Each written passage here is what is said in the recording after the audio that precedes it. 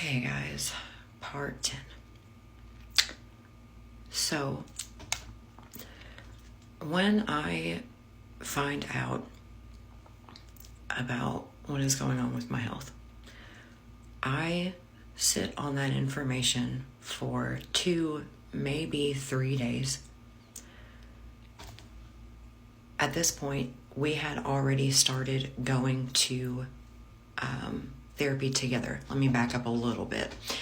We had our individual sessions, and I remember saying that night, hey, what did you think about him? What was your impression? Oh, it was fine, whatever. This entire thing, therapy from start to finish, was performative. This was malicious compliance. My husband did not want to be there. He had absolutely no interest in bettering himself, bettering our marriage, getting down to the real, none of that. He had no intention. He just didn't have the courage to say it.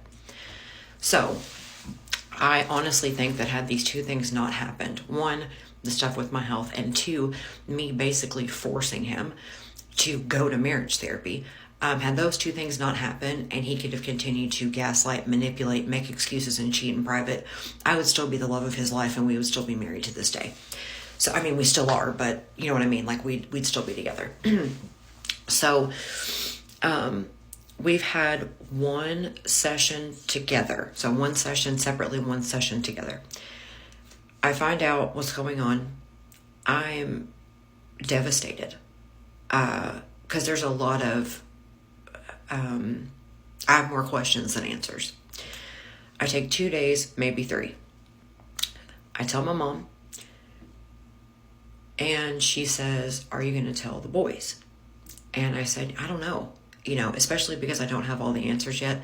I don't know, because their life is already turned upside down. Because, by the way, Andrew has pulled back and has already started to ignore them. So already I'm the only one that's talking to them about anything. This is the start of that becoming our normal. So I say, I don't know, because I don't want to upset them. And she's like, you need to talk to Andrew about it. So the next day I try. And the lack of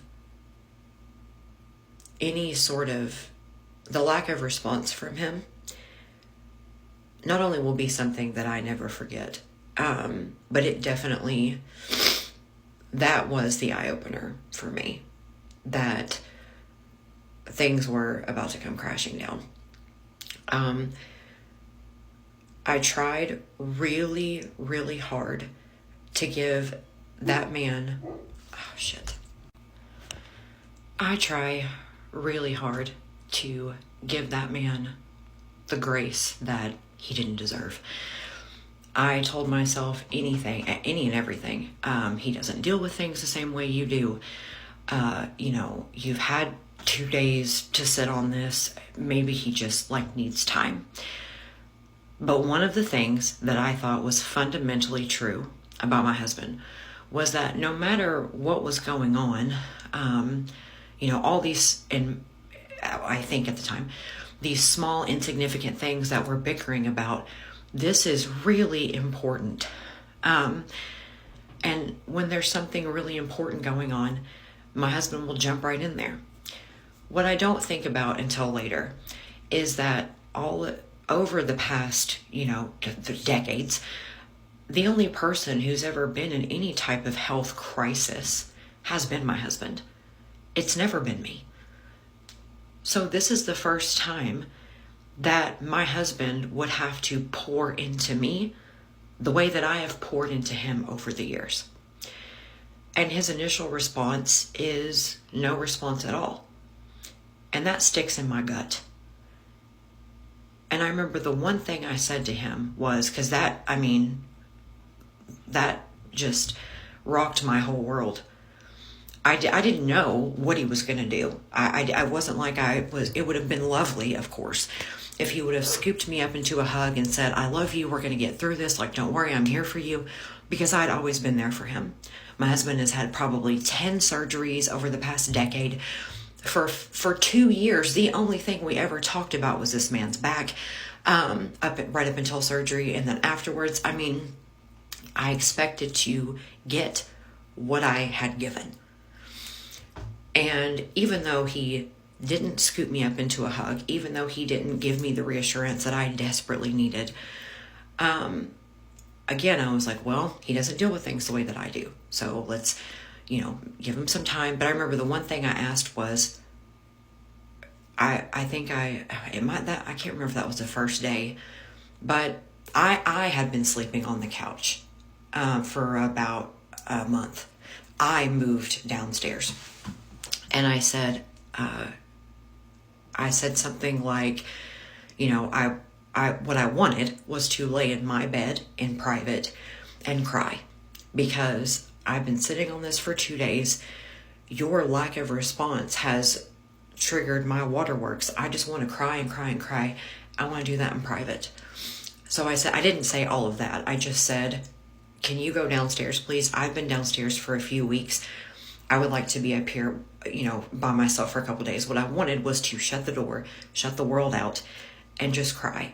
I don't have any privacy downstairs. Anybody can walk down there at any point in time, and my kids are going to want to know why I'm hysterical. And he says no. And I lost my mind. I was like, you motherfucker. Like, I remember him saying, you're not going to put me on the couch. Because that's what's important right now. Your fucking ego. Not all of this that's going on. Not that I just got this terrifying health diagnosis, but because you don't want to be put on the couch. So I fucking lost my mind. Absolutely. I could not believe him. And I remember saying, what did I say? I was like, the fact that you can't even pretend. The fact that you can't even pretend to care about what's going on with me right now. I didn't realize as I was saying it how true that was. He was done pretending. He was just done.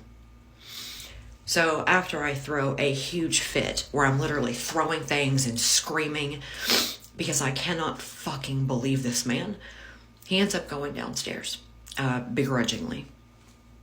And I do. I spend the rest of the night crying into my pillow. I give him a week, 2 weeks to respond. To say something, anything, I don't care what it is. Something to give me some type of reassurance that he's going to help me, that no matter what is going on over here, when it comes to your health and my health, and we are a team. We are not a team. We are not. Andrew used me up for my love, loyalty, trust, resources, all of those things. He never had any intention of giving that back, ever. And that's never been put to the test, because this is the first time that we've ever been in a situation where I actually needed him. As a spouse, as a partner, I actually needed him to step up. So I tell 5 or 6 people, my friends, who I'm now 3 of them, who I'm now going to be counting on to help me go to appointments and things like that, because my husband clearly, no. And then my mom, my cousin, and my best friend. Those are the only people at the time that are aware of what's going on. Go to part 11.